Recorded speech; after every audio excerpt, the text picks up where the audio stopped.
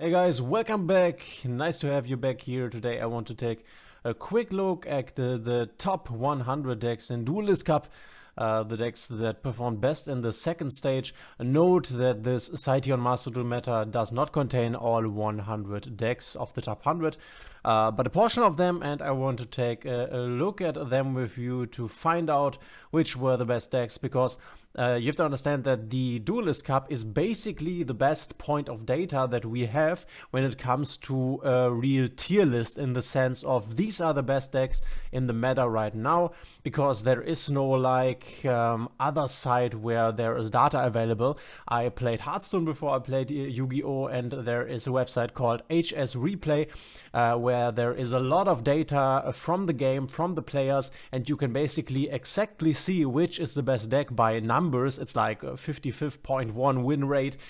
We don't have this here. I think this has positive and negative aspects, but this is, I think, the closest we can get, though, as I already said, there are not like 100 decks in this list. We will just take a look at some of them, these that are available. If you like this kind of videos or my videos in general, please consider to subscribe, as this helps me out a lot. And let's go. And the first big surprise is Global Rank 1. I've seen another article on the site presenting a Runic, a pure Runic stun deck, which we will see in a moment here, which was, I think, rank 1 until the end. And then the pure punk deck seemed to have overtaken this. And this is not even only a pure punk deck, there's also some elemental stuff in here, which is super crazy. I'm not super familiar with this deck, but what we will see here, and this is not in this deck, by the way, is that many of the decks here have run the two shufflers, because it seems that a lot of the top decks were Runic decks, and of course with the shufflers you are able to shuffle back their Runic quick spells into the deck so that they cannot activate their fountain. And you can also see this in here with the 3 Cosmic Cyclones. This is clearly a tech against Runic, so the top cut seemed to have had a lot of Runic decks in there, and the decks are teched against this, though this deck here does not contain the Ishizu shufflers, which I find interesting. I would have guessed they would also be in here, because we also have this big Ishizu punk pile, which performed quite well on the ladder. And yeah, but this is just the punk version, just a simple punk deck. I think important thing to note, this is not like the best deck period in Master Duel. I think this is an example of a very skilled player who knows his deck very well and therefore performed good with it, though of course this is a good deck and seems to be competitive in the current meta. The next one we have here, that is Global Rank 9, so you can see there are a lot of decks missing, but that's quite alright. And we will see a lot of Despia decks, or there were a lot of Despia decks here in the tops, as I also have seen another list where there you could see more of the top 10 lists, and there were a lot of Despia decks in here. So we can see the Ishizu shufflers are here. This, as I already said, is mainly because of the prevalence of Runic, also pure Runic in the tops, so you can shuffle their Runic quick spells back.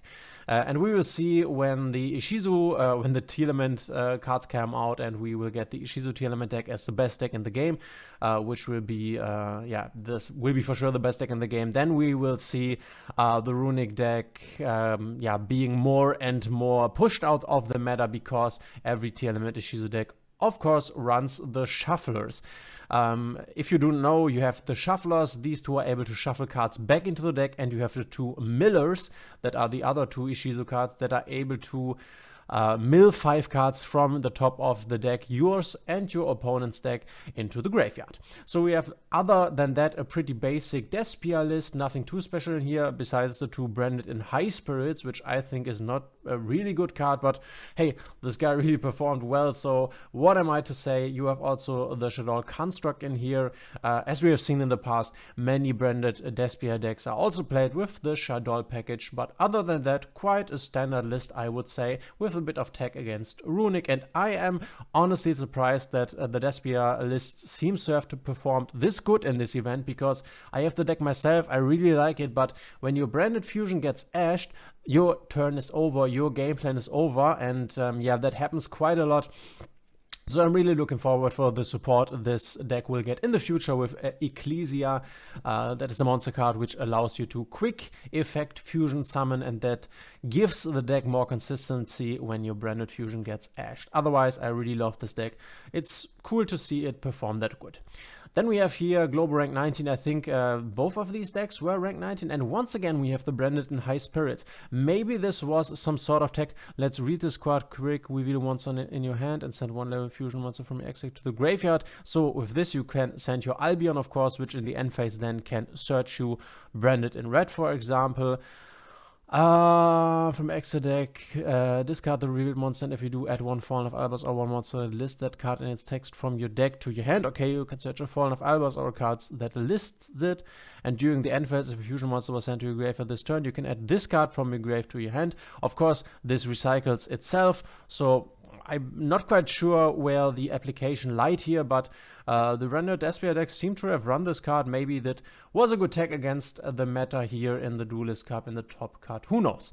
And we see a basic Sprite deck. Nothing too special here. This list is basically the list I ran, minus the Ghost Ogre and minus the Ghost Bell, because I don't have these right now. I don't think they are super necessary. The extra deck also is quite standard. The only special thing here is the Heater, which allows you to pull other fire monsters out of the enemy's graveyard, which I think is pointed towards Sprite Elf or Sprite Red or Sprite Carrot. I think this is the main usage of this card in the mirror match. Other than that, these seem to be pretty like basic. Of course, you would have expected Sprite to perform good in this event. No surprise here. Then we have another or two branded Despia decks here at rank 22.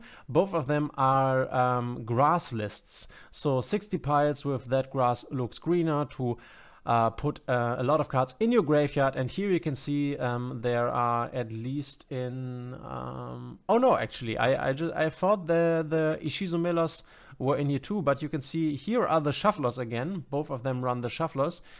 He runs more shufflers than he does. He also runs an Eldlich and the Herald of the Orange Light, which allows you to discard one card off hand to negate something. Then you can discard your shufflers to have them in grave.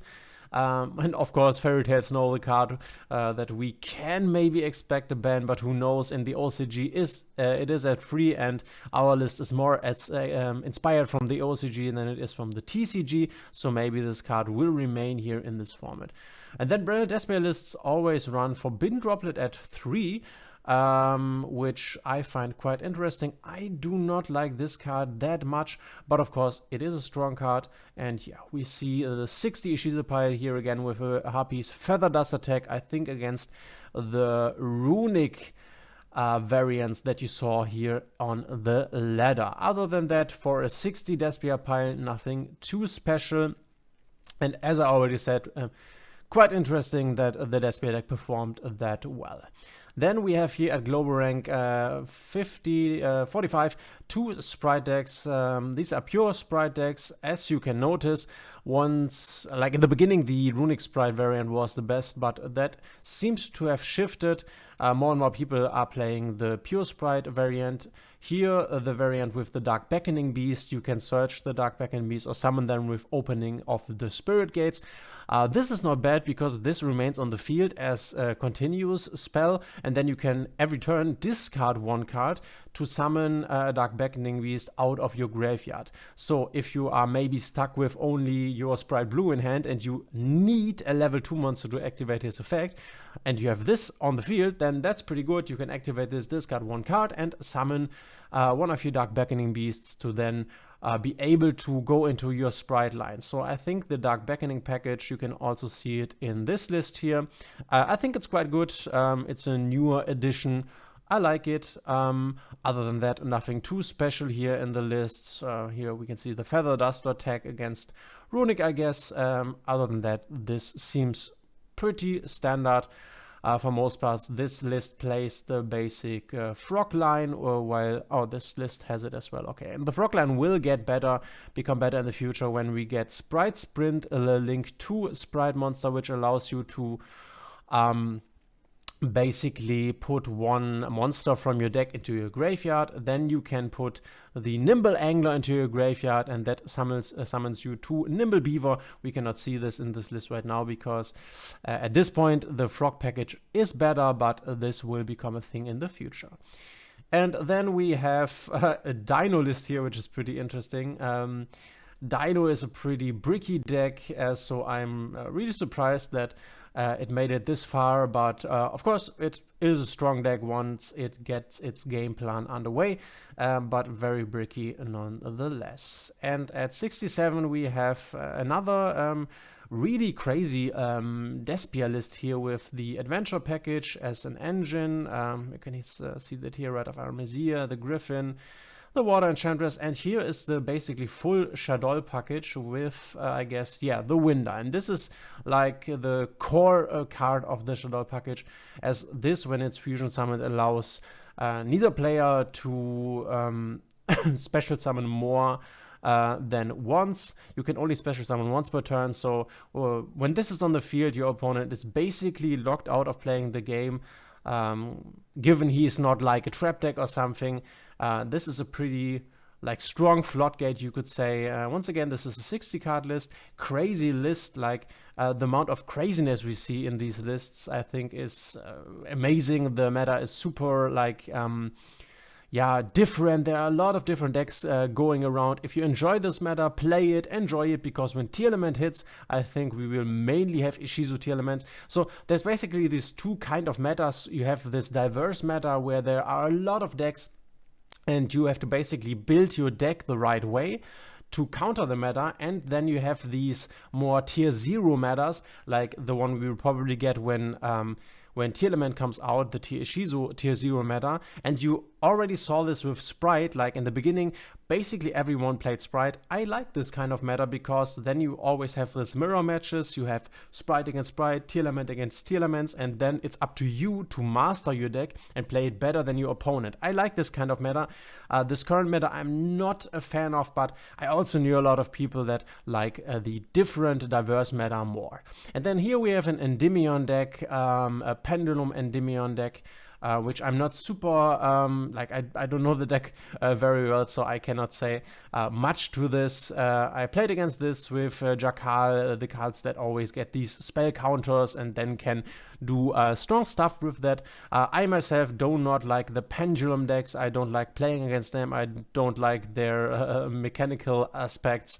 And I think many people agree with me, but yeah, it's cool that also Pendulum decks are here in the top cuts, and then you can, if you like the Pendulum mechanic, bring this deck and also be very successful. That's at least quite good.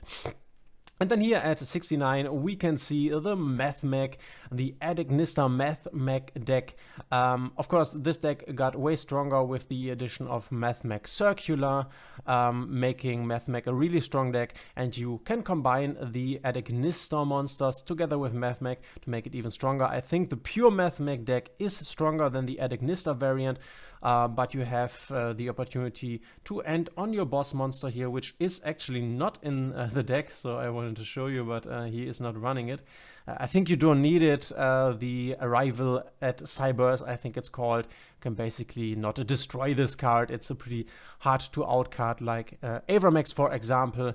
But yeah, I think this is a pretty solid deck, and we will see another Mathmech deck in a moment. Here again, a basic Sprite deck, again with the Dark Beckoning package at 75, nothing too special. You see the tech against a Runic here, and as I already said, I think this is the most important part in a diverse meta.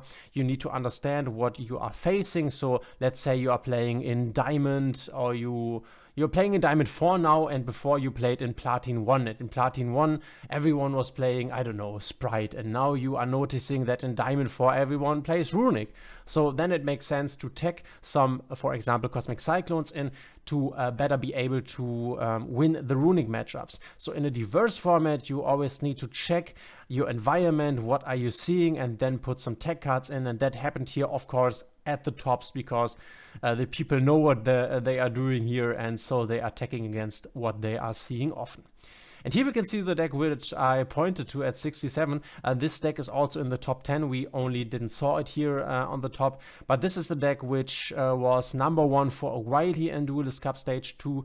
It's basically a Floodgate Runic deck with the Inspector border, which is a pretty cool card, and a lot of floodgates. As you can see here, basically plays all the floodgates you can play and decks out your opponent, outvalues your opponent. Everyone who has played Master Duel in December and moving on forward knows this deck, and I'm surprised that it still performs this well given all the bans that this deck has gotten over the past. Like the Amano Avorto is at 1. You have the Duality, the Card of Demise that was hit, the Runic cards were hit, the Floodgates were hit, and all of this happened in the last months, so this deck was really hit quite a lot and still is able to perform that good. Notice, as I already said, this was also very representative in the top decks. I mean, we are still in the top decks, of course, but 67 is more like down on the list here. And at 81 we have another pure Sprite deck. You can get inspired by these lists, copy them if you want. Here is the Nimble Beaver package that I mentioned. You have the Nimble Beaver here. Unfortunately, the guy does not run the Nimble Angler, which I talked about, but yeah, this is the Beaver summoning another Beaver. Of course, it's level 2, and that's why this fits into the Sprite deck. Other than that, you can see some tech cards here, like the Gamma, or here is the Ghost Bell. So the people here had different feelings as to what they wanted to play to counter the meta. Notably here, and that is quite an interesting tech, is Solemn Judgment at 3, and here at 2. This you normally do not run in your basic pure Sprite list. This may be against the Runic cards to maybe stop the Runic Fountain dead in its tracks, as when you play against Runic you do not need your life points, so it's okay to pay 4,000 life points to cancel a Runic Fountain. And here at 83 we have the pure Mathmech deck, pure in the sense that we still have the Ishizu cards in here, and once again, as I already said, this is just tech. This is seeing what you're up against and then teching against it so you are able to win. This is tech against the Runic deck. I'm not quite sure why they played the Shuffler here, because I think the Shuffler and the Mathmech deck doesn't make that many sense. Of course, you want to get your Sigma to the grave, but you can also get your Sigma via Mathmech Circular to the grave, and you do not want to get your Super Factorial in the grave. Like, this is the deck I play in real life at tournaments, Mathmech. It was pretty cheap and is also strong right now, pretty strong in the current TCG meta, and this is a card you will see in the future, which is super good against tier elements, but I will talk about good cards against tier elements in an upcoming video, guys. Okay, so at 85 we have an Exorcister list. I think there were more Exorcister lists here.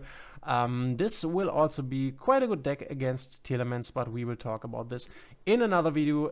You can see there's not a lot of tech here, so this deck isn't like super teched against the Runic cards. This is pretty basic, I would say, as this deck is able to play Dimension Shifter, which is quite good. But as I said, I will talk about this in another video. And then we have 91, another, like, I don't know, how can we call this? It's Mathmech. We have this Coda package in here, the new Dotscaper in here, another Mathmech-ish deck, I would call this. Yeah, also performing quite well here. At 92 we have another Sprite deck. Once again, you can see the triple Solemn Judgment here. There's another at Ignister Mathmech combination. As I already said, every Mathmech variant, I think, at the moment is quite strong. Will become weaker in the future when the Bestials come, but for now it's quite strong. And here is the card I talked about, the Rival Cybers at Ignister, which is like a Towels kind of card, a really strong boss monster for the at Ignister archetype. At 94 we have Sprite Tri-Brigade here, which I think is the weakest version at the moment and will notably become stronger when Sprite Sprint comes. That is the card that is able to pitch the Sprite Angler, which then is able to summon you 2 beavers, and this will make the deck way stronger. With the Sprite Sprint you can also get your Kit or your Karis or your, where's the third one? Oh, he doesn't play the third one, but you can also get your Tri-Brigade cards to the grave, so that is why this card is so strong when it will come out in, I guess, like a month or two. At 79 we have the first Runic Sprite deck. as I already said in the beginning, that was the strongest deck. I still think this is a strong deck, but most people are now preferring to play the Runic Pure, the Sprite Pure variant, sorry. Other than that, this is a pretty standard Runic Sprite list. Nothing has changed here, and I think you can see a little bit of a trend when we look at the decks that are more at the bottom here. The decks at the bottom are like less good teched against, for example, the Runic variant. They are running less tech, so maybe that is the reason why they are here in the bottom. And the last deck I think on the list here is again a 60 card branded deck with the Ishizo Shufflers, a good tech against Runic, as I already said. Other than that, nothing too special here, nothing too special in the extra deck. So yeah, pretty cool resource here. If you want to check it out, you can find this over on Master Duel Meta.